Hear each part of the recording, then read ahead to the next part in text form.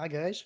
This is going to be my second attempt to record this chapter. I've been having lots of recording difficulties lately. The video yesterday, I apologize for the quality of it. My son came into the room in the middle of the recording, and well into the recording, I needed to sneeze really badly, and I didn't want to ditch everything and start all over. I may go back and redo that recording if you guys have some problems with it. I can do that at some point here in the future. I started trying to read this chapter, and on the second page into it, I had such a verbal trip that it just completely destroyed momentum, so I had to start over. I'm going to give this another shot. Hopefully, this one goes a little bit better. Chapter 23. They showed up almost simultaneously on the scopes, the other of Card's fighter ships pursuing him from behind, and the Imperial Star Destroyer in orbit far overhead. I think, Luke called back to R2, that we're in trouble. The droid's reply was almost swallowed up in the roar as Luke gingerly eased the drive up as high as he dared. The strange fighter's handling wasn't even remotely like anything he'd ever flown before. Slightly reminiscent of the snowspeeders the Alliance had used on Hoth, but with the kind of sluggish response time that implied a great deal of armor and engine mass. With time, he was pretty sure he'd be able to master it, but time was something he was rapidly running out of. He risked a glance at the aft vision display. The other fighter was coming up fast, with no more than a minute or two now separating the two ships. Obviously, the pilot had far more experience with the craft than Luke had. That, or else such a fierce determination to recapture Luke that it completely overrode normal common sense caution. Either way, it meant Mara Jade. The fighter dipped a little too deep, scraping its ventral tail fin against the tops of the trees and drawing a sharp squeal of protest from R2. Sorry, Luke called back, feeling a fresh surge of perspiration break out on his forehead as he again carefully eased the drive up a notch. Speaking of overriding common sense. But at the moment, sticking to the treetops was about the only option he had. The forest below, for some unknown reason, seemed to have a scattering or scrambling effect on sensor scans, both detection and navigational. Staying low forced his pursuer to stay low too, lest she lose visual contact with him against the mottled forest backdrop, and also at least partially hid him from the orbiting Star Destroyer. Star Destroyer. Luke glanced at the image on his overhead scope, feeling his stomach tighten. At least he knew now who the company was that Mara had mentioned. Looked like he'd gotten out just in the nick of time. On the other hand, perhaps the move to that storage shed implied that Card had decided not to sell him to the Imperials after all. It might be worth asking Card about someday, preferably from a great distance. Behind him, R2 suddenly trilled a warning. Luke jerked in his seat, eyes flickering across the scopes as he searched for the source of the trouble, and jerked again. There, directly above his dorsal tail fin and less than a ship's length away, was the other fighter. Hang on! Luke shouted at R2, clenching his teeth tightly together. His one chance now was to pull a drop-kick Koigerin turn, killing his forward momentum and loop rolling into another direction. Twisting the control stick with one hand, he jammed the throttle forward with the other, and abruptly the cockpit canopy exploded into a slapping tangle of tree branches, and he was thrown hard against his restraints as the fighter spun and twisted and rolled out of control. The last thing he heard before the darkness took him was R2's shrill electronic scream. The three shuttles came to a perfectly synchronized landing as, overhead, the TIE fighter escort shot by in equally perfect formation. The Empire's parade ground expertise hasn't eroded anyway, Aves murmured. Quiet, Card murmured back, watching the shuttle ramps lower to the ground. The center one almost certainly would be Thrawn's. Marching with blaster rifles held ceremonially across their chests, a line of stormtroopers filed down each of the three ramps. Behind them, emerging not from the center but from the rightmost of the shuttles, came a handful of mid ranking officers. Following them came a short, wiry being of unknown race with dark gray skin, bulging eyes, a protruding jaw, and the look of a bodyguard. Following him came Grand Admiral Thrawn. So much, Card thought, for him doing things the obvious way. It would be something to make note of for future reference. With his small reception committee beside him, he walked towards the approaching group of Imperials, trying to ignore the stares of the stormtroopers. Grand Admiral Thrawn. He nodded in greeting. Welcome to our little corner of Mercure. I'm Talon Card. Pleased to meet you, Captain, Thrawn said, inclining his head slightly. Those glowing eyes, Card decided, were even more impressive in person than they were on a comm display, and considerably more intimidating. I apologize for our somewhat less than formal greeting, Card continued, waving a hand at his group. We don't often entertain people of your status here. Thrawn cocked a blue-black eyebrow. Really? I'd have thought a man in your position would be used to dealing with the elite, particularly high planetary officials whose cooperation, shall we say, you find you require. Card smiled easily. We deal with the elite from time to time, but not here. This was, I should say, he added, glancing significantly at the stormtroopers, our private operations base. Of course, Thrawn said. Interesting drama a few minutes ago out there to the west. Tell me about it. With an effort, Card hid a grimace. He'd hoped the sensor scrambling effect of Mercury's trees would have hidden the skip ray chase from Thrawn's view. Obviously, it hadn't. Merely a small internal problem, he assured the Grand Admiral. A former and somewhat disgruntled employee broke into one of our storage sheds, stole some merchandise, and made off with one of our ships. Another of our people is in pursuit. Was in pursuit, Captain, Thrawn corrected him lazily, those eyes seeming to burn into Card's face.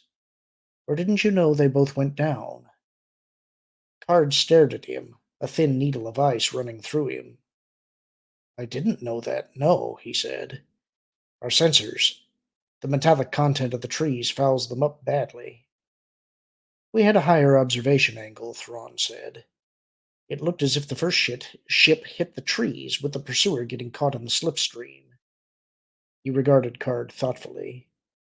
I take it the pursuer was someone special. Card let his face harden a bit. All my associates are special, he said, pulling out his comlink. Please excuse me a moment. I have to get a rescue team organized. Thrawn took a long step forward, reaching two pale blue fingers to cover the top of the comlink. Permit me, he said smoothly. Troop commander? One of the stormtroopers stepped forward. Sir? Take a detail out to the crash site, Thrawn ordered, his eyes still on Card. Examine the wreckage, and bring back any survivors, and anything that looks like it wouldn't normally belong in a skip ray blast boat. Yes, sir. The other gestured, and one of the columns of stormtroopers turned and retraced their steps up the ramp of the leftmost shuttle. I appreciate your assistance, Admiral, Card said, his mouth suddenly a little dry. But it really isn't necessary. On the contrary, Captain, Thrawn said softly. Your assistance with the Asalamiri has left us in your debt. How better for us to repay you? How better indeed, Card murmured. The ramp lifted into place, and with the hum of repulsor lifts, the shuttle rose into the air. The cards were dealt, and there was nothing he could do now to alter them. He could only hope that Mara somehow had things under control. With anyone else, he wouldn't have bet on it. With Mara, there was a chance. And now, Thrawn said, I believe you were going to show me around. Yes, Card nodded. If you'll come this way, please. Looks like the stormtroopers are leaving, Han said quietly, pressing the macro binoculars a little harder against his forehead. Some of them, anyway. Filing back into one of the shuttles. Let me see, Lando muttered from the other side of the tree. Keeping his movements slow and careful, Han handed the macro binoculars over. There was no telling what kind of equipment they had on those shuttles and TIE fighters, and he didn't especially trust all this talk about how good the trees were at sensor shielding. Yes, it seems to be just the one shuttle that's going, Lando agreed. Han half turned, the serrated grass-like plants they were lying on top of digging into his shirt with the movement. You get Imperial visitors here often? He demanded. Not here. Gent shook his head nervously, his teeth almost chattering with tension. They've been to the forest once or twice to pick up some usalamiri, but they've never come to the base. At least not while I was here. Usalamiri, Lando frowned. What are those? Little furry snakes with legs, Kent said. I don't know what they're good for. Look, couldn't we get back to the ship now? Card told me I was supposed to keep you there where you'd be safe. Han ignored him. What do you think? He asked Lando. The other shrugged. Gotta have something to do with that skip ray that went burning out of here just as Card was hurting us out. There was some kind of prisoner, Gent offered. Card and Jade had him stashed away. Maybe he got out. Now, can we please get back to... A prisoner, Lando repeated, frowning back at the kid. When did Card start dealing with prisoners? Maybe when he started dealing with kidnappers, Han growled before Gent could answer. We don't deal with kidnappers, Gent protested. Well, you're dealing with one now, Han told him, nodding toward the group of Imperials. That little gray guy in there? That's one of the aliens who tried to kidnap Leia and me. What? Lando peered through the macro binoculars again. Are you sure? It's one of the species, anyway. We didn't stop at the time to get names. Han looked back at Gent. This prisoner, who was he? I don't know. Gent shook his head. They brought him back on the wild card a few days ago and put him in the short-term barracks. I think they just moved him over to one of the storage sheds when we got word that the Imperials were coming down for a visit. What did he look like? I don't know, Gent hissed, what little was left of his composure going fast. Skulking around forests and spying on armed stormtroopers was clearly not the sort of thing an expert slicer was supposed to have to put up with. None of us was supposed to go near him or ask any questions about him. Lando caught Han's eye. Could be someone they don't want the Imperials to get hold of. A defector, maybe, trying to get to the New Republic? Luke felt his lip twist. I'm more worried right now about them having moved him out of the barracks. That could mean the stormtroopers are planning to move in for a while. Card didn't say anything about that, Gent objected. Card may not know it yet, Lando said dryly. Trust me. I was on the short end of a stormtrooper bargain once. He handed the macro binoculars back to Han. Looks like they're going inside. They were indeed. Han watched as the procession set off. Card and the blue-skinned Imperial officer in front, their respective entourages following, the twin columns of stormtroopers flanking the whole parade. Any idea who that guy with the red eyes is? He asked Gent. I think he's a Grand Admiral or something, the other said. Took over Imperial operations a while back. I don't know his name. Han looked at Lando, found the other sending the same look right back at him. A Grand Admiral, Lando repeated carefully. Yeah, look, they're going. There's nothing else to see. Can we please? Let's get back to the Falcon, Han muttered, stowing the macro binoculars in their belt pouch and starting a backward elbows and knees crawl from their covering tree. Grand Admiral? No wonder the New Republic had been getting the sky cut out from under them lately. I don't suppose you have any records on Imperial Grand Admirals back on the Falcon, Lando, bucking up alongside him. No, Han told him, but they've got him on Coruscant.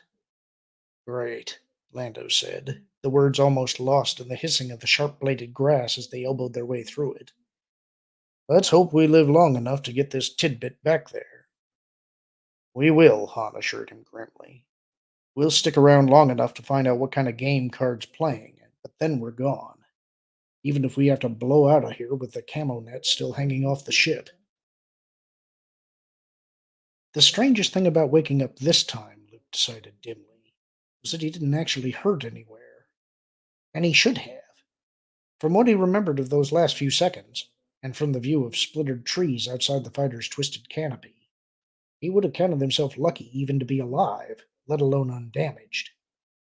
Clearly, the restraints and crash balloons had been augmented by something more sophisticated. An emergency acceleration compensator, perhaps. A shaky sort of gurgle came from behind him. You okay, R2? He called, levering himself out of his seat and climbing awkwardly across the canted floor. Hang on. I'm coming. The droid's information retrieval jack had been snapped off in the crash, but apart from that and a couple of minor dents, he didn't seem to have been damaged. We'd better get moving, Luke told him, untangling him from his restraints. That other ship could be back with a ground party any time. With an effort, he got R2 aft. The hatchway door popped open without serious complaint. Hopping down, he looked around. The second fighter would not be returning with any ground parties. It was right here, in worse shape, if possible, than Luke's. From the hatchway, R2 whistled in squeamish sounding awe. Luke glanced up at him, looked back at the ruined craft. Given the fighter's safety equipment, it was unlikely that Mara was seriously injured. A backup flight was inevitable. She would probably be able to hold out until then. But then again, she might not. Wait here, R2, he told the droid. I'm going to take a quick look. Even though the exterior of the fighter was in worse shape than Luke's, the interior actually seemed to be a little better off. Crunching his way across the bits of debris in the weapons tech area, he stepped into the cockpit doorway. Only the top of the pilot's head showed over the seat back, but that shimmering red-gold hair was all he needed to see to know that his earlier guess had been correct. It was indeed Mara Jade who'd been chasing him. For a pair of heartbeats, he stayed where he was, torn between the need for haste and the need to satisfy his internal sense of ethics. He and R2 had to get out of here with all possible speed. That much was obvious. But if he turned his back on Mara now, without even pausing to check her condition, his mind flashed back to Coruscant, to the night Ben Kenobi had said his final farewells.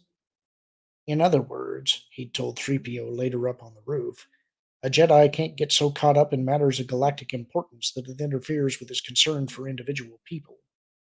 And it would, after all, only take a minute. Stepping into the room, he looked around the seat back. Directly into a pair of wide open, perfectly conscious green eyes. Green eyes that stared at him over the barrel of a tiny blaster.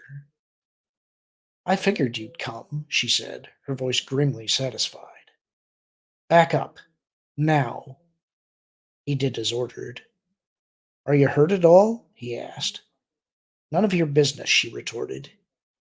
She climbed out of the seat, pulling a small flat case from under the chair with her free hand as she stood up. Another glitter caught his eye. She was again wearing his lightsaber on her belt.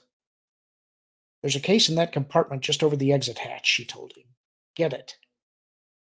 He found the release and got the compartment open. Inside was an unfamiliarly labeled metal case with the very familiar look of a survival kit to it. I hope we're not going to have to walk the whole way back, he commented, pulling the bag out and dropping out the hatchway. I won't, she countered. She seemed to hesitate just a little before following him down to the ground. Whether you make the trip back at all is another question. He locked gazes with her. Finishing what you started with this? He asked, nodding at his wrecked ship. She snorted. Listen, buddy boy, it was you who took us down, not me. My only mistake was being stupid enough to be sitting too close to your tail when you hit the trees. Put the bag down and get that droid out of there. Luke did as he was told. By the time R2 was down beside him, she had the survival kit's lid open and was fiddling one-handed with something inside. Just stay right there, she told him, and keep your hands where I can see them. She paused, cocking her head slightly to the side as if listening. A moment later, in the distance, Luke could hear the faint sound of an approaching ship. Sounds like our ride back is already on the way, Mara said. I want you and the droid. She stopped in mid-sentence, her eyes going strangely unfocused, her throat tight with concentration. Luke frowned, eyes and ears searching for the problem. Abruptly, she slammed the survival kit lid shut and scooped it up. Move, she snapped, gesturing away from the wrecked fighters. With her blaster hand, she picked up the flat box she'd been carrying and wedged it under her left arm. Into the trees, both of you! I said move! There was something in her voice, command or urgency or both, that stifled argument or even question. Within a handful of seconds, Luke and R2 were under cover of the nearest trees. Farther in, she ordered. Come on, move it! Belatedly, it occurred to Luke that this might be all some sort of macabre joke, that all Mara really wanted was to shoot him in the back and be able to claim afterward that he'd been running away. But she was right behind him, close enough that he could hear her breathing and occasionally feel the tip of her blaster as it brushed his back. They made it perhaps 10 meters farther in. Luke leaned down to help R2 across a particularly wide route. Far enough, Mara hissed in his ear. Hide the droid and then hit the dirt. Luke got R2 over the root and behind a tree, and as he dropped down beside Mara, he suddenly understood. Hanging in midair over the wrecked fighters, rotating slowly like a hovering raptor searching for prey, was an Imperial shuttle. A small motion caught the corner of his eye, and he turned his back to look directly into the muzzle of Mara's blaster. Not a move, she whispered, her breath warm on his cheek. Not a sound. He nodded understanding and turned back to watch the shuttle. Mara slid her arms over his shoulders, pressed her blaster into the hinge of his jaw, and did the same. The shuttle finished its circle and settled gingerly to the torn up ground between the ruined fighters. Even before it was completely down, the ramp dropped and began disgorging stormtroopers. Luke watched as they split up and headed off to search the two ships, the strangeness of the whole situation adding an unreal tinge to the scene. There, less than 20 meters away, was Mara's golden opportunity to turn him over to the Imperials. And yet, here they both lay, hiding behind a tree root and trying not to breathe too loudly. Had she suddenly changed her mind? Or was it simply that she didn't want any witnesses nearby when she killed him? In which case, Luke realized abruptly, his best chance might actually be to find some way of surrendering to the stormtroopers. Once away from this planet, with the Force as his ally again, he would at least have a fighting chance.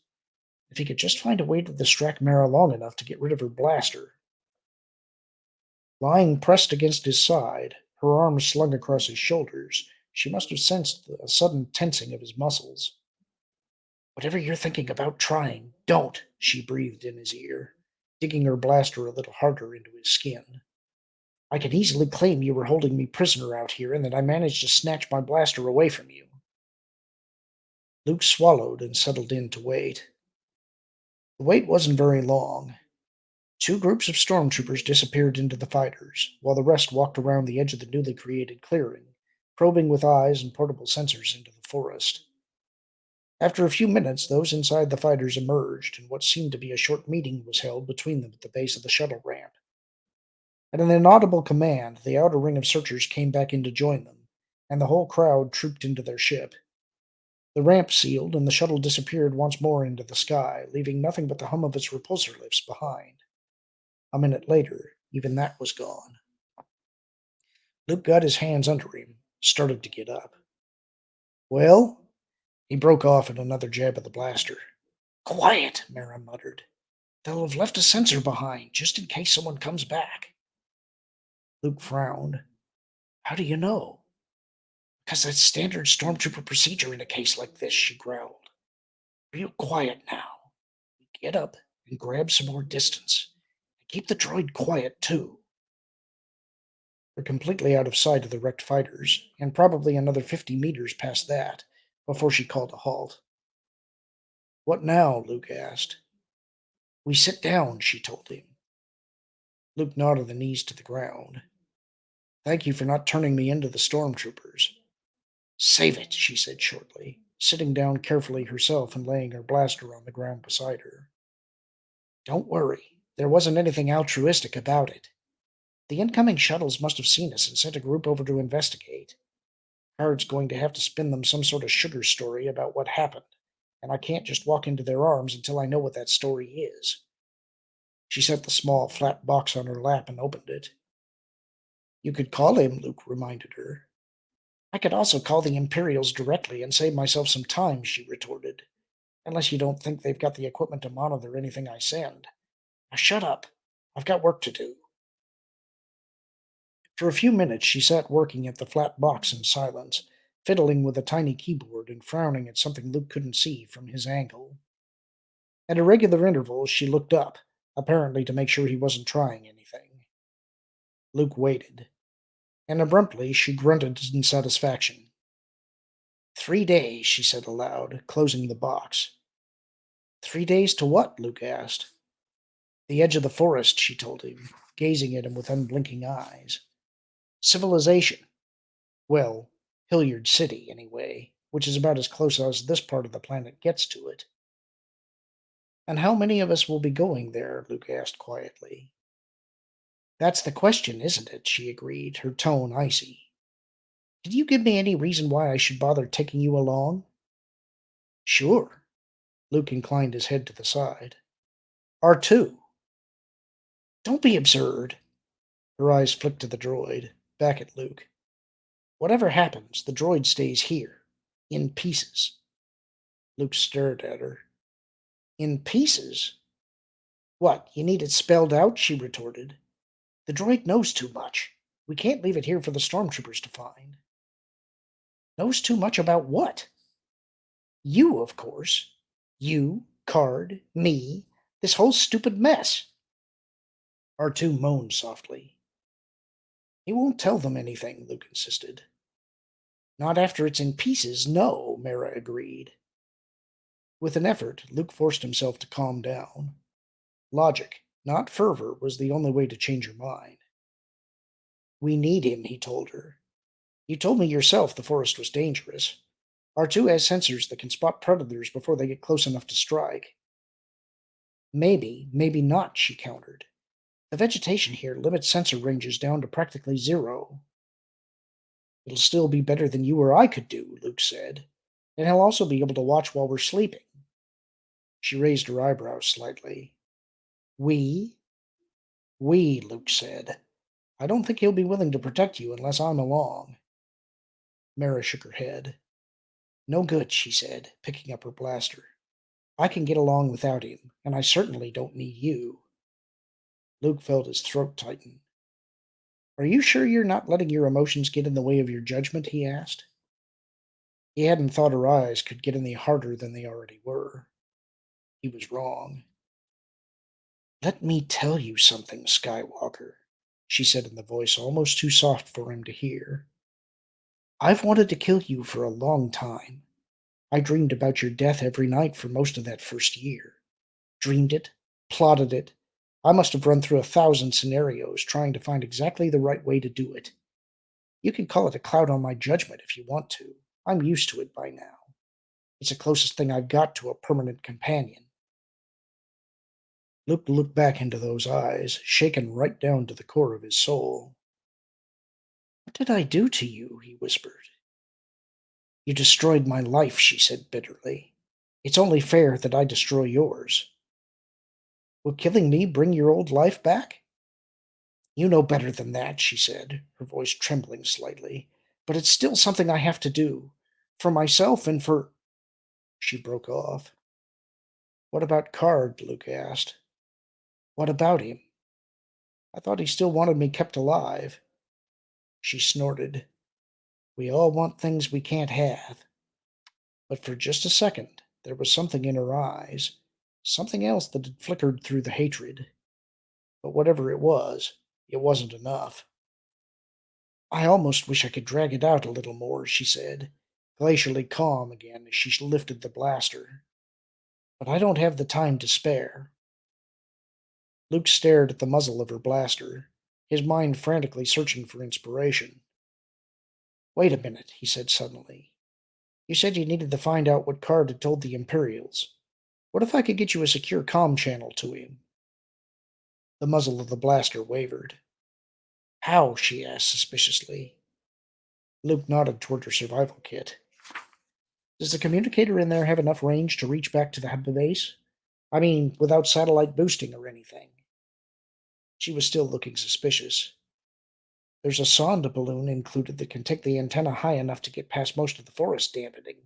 But it's non-directional, which means the Imperials and anyone else in this hemisphere will be able to listen in. That's okay, Luke said. I can encrypt it so that no one else will be able to get anything out of it. Or rather, R2 can. Mara smiled thinly. Wonderful, except for one minor detail. If the encrypt is that good, how is Card supposed to decrypt it? He won't have to, Luke told her. The computer in my X-Wing will do it for him. The thin smile vanished from Mara's face. You're stalling, she snarled. You can't do a counterpart encrypt between an astromech droid and the ship computer. Why not? R2's the only droid who's worked with that computer in more than 5 years, with close to 3,000 hours of flight time. He's bound to have molded it to his own personality by now. In fact, I know that he has. The ground maintenance people have to run diagnostics through him to make any sense out of them. I thought standard procedure was to wipe and reload droid memories every 6 months to keep that from happening. I like R2 the way he is, Luke said, and he and the X-Wing work together better this way. How much better? Luke searched his memory. Maintenance had run that test just a few months ago. I don't remember the exact number. It was something like 30% faster than a baseline astromech X-Wing interface, maybe 35. Mara was staring hard at R2. That's counterpart level speed, all right, she agreed reluctantly. The Imperials could still crack it, though. Eventually, but it would take some specialized equipment to do it, and you said yourself we'd be out of here in 3 days. For a long minute she stared at him, her jaw tight with clenched teeth, her face a mirror of fiercely battling emotions: bitterness, hatred, desire for survival, and something else. Something that Luke could almost believe might be a touch of loyalty. Your ship's sitting all alone out in the forest, she growled at last. How are you going to get the message back to Card? Someone's bound to check on the ship eventually, he pointed out. All we have to do is dump the message into storage and leave some kind of signal flashing that it's there. You have people who know how to pull a dump, don't you? Any idiot knows how to pull a dump. Mara glared at him. Funny, isn't it, how the scheme just happens to require that I keep both of you alive a while longer? Luke remained silent, meeting that bitter gaze without flinching. And then, abruptly, Mara's internal battles seemed to end. What about the droid? She demanded. It'll take forever to get it across the terrain. R2's made it through forests before. However, Luke looked around, spotted the tree with two low branches just the right size. I should be able to rig up a dragging frame to carry him on. A travois or something like that. He started to get up. If you'll give me my lightsaber for a minute, I can cut a couple of those branches off. Sit down, she ordered, standing up. I'll do it. Well, it had been worth a try. Those two, he told her, pointing. Be careful. Lightsabers are tricky to handle. Your concern for my welfare is touching, she said, her voice dripping sarcasm. She drew the lightsaber and stepped over to the indicated tree, keeping an eye on Luke the whole time. She raised the weapon, ignited it, and in a handful of quick, sure swipes trimmed, shortened, and cut the branches from the tree. She closed down the weapon and returned it to her belt in a single smooth motion. Help yourself, she said, moving away. Right, Luke said mechanically, his mind tingling with astonishment as he stumbled over to collect the branches. The way she'd done that. You've used a lightsaber before. She gazed at him coldly. Just so you know I can handle it, in case you should feel tempted to try and make a grab for my blaster. She glanced upward at the darkening sky. Come on, get busy with that travois. We'll need to find some kind of clearing to put the sound balloon up, and I want to get that done before nightfall. That's the end of the chapter. Talk to you all soon.